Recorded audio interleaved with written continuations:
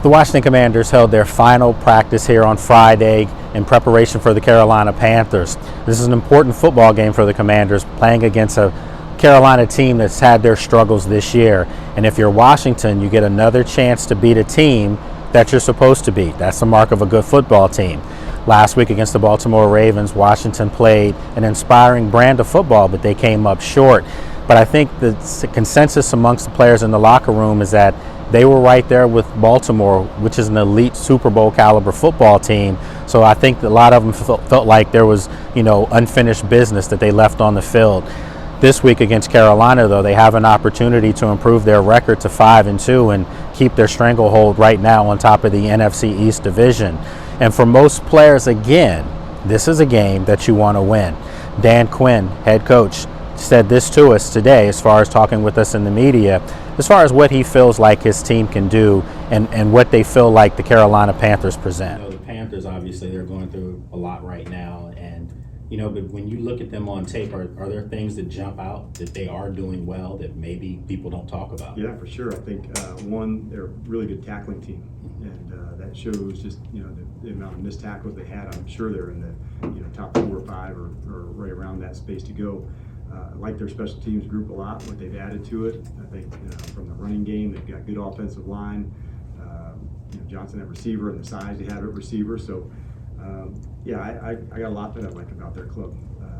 They play with toughness and finish. So, this is a team that has, really talented guys in a lot of spots. And I think offensively, like I said, the running back, the offensive line, that's a tough group. And it shows, the way they run it. And if you look back, I think Hubbard might be number 2 or 3 right behind Derrick Henry in terms of, since the early part of the season, guys who really get down. So, we're ready for a challenge. We're certainly expecting a big time fight, and they'll get one back.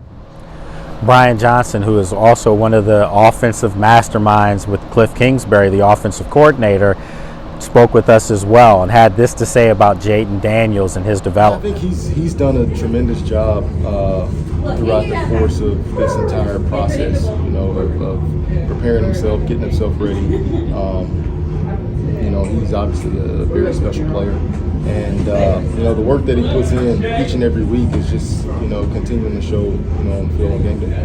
When you talk about just quarterback development in general, like everybody kind of has a different journey and a different roadmap.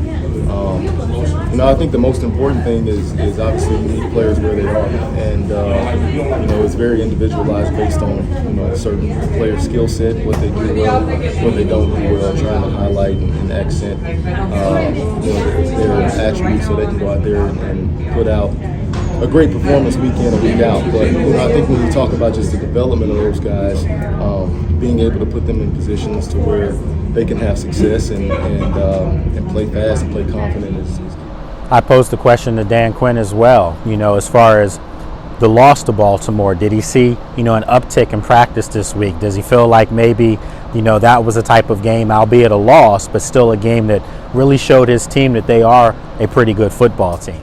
Coach, sometimes teams find themselves after a loss as opposed to wins. And last week you battled the Ravens tough. Did you feel like this week you saw more of an uptick in the team that maybe we are pretty good, because you battled with the Ravens so well? Yeah, I get what you're saying. Like our first heavyweight fight, it didn't come out like we wanted. But I felt in the locker room, a lot of people, we got to learn from this. And so then as the coach, you want to say, well, what did you see? And so what I saw on Tuesday was a lot of people in here getting right, doing their workouts, treatments, film study to get ahead on the next opponent. So we knew we needed to find another gear that we can get to. And we knew there was going to be lessons here for us, but we didn't take it much past that. Honestly, we said we missed the mark, but there's a lot to grow from, and so that's really where we dug in on, and we really pushed it hard this week to find areas we could improve upon.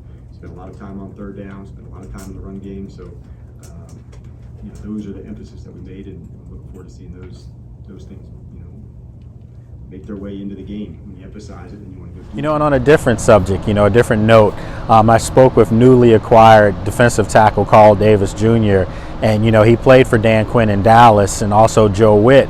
And he had some really powerful things to say about the culture here in Washington. He said obviously he was watching these games from the couch, hoping to be signed by someone, and obviously they did sign him here.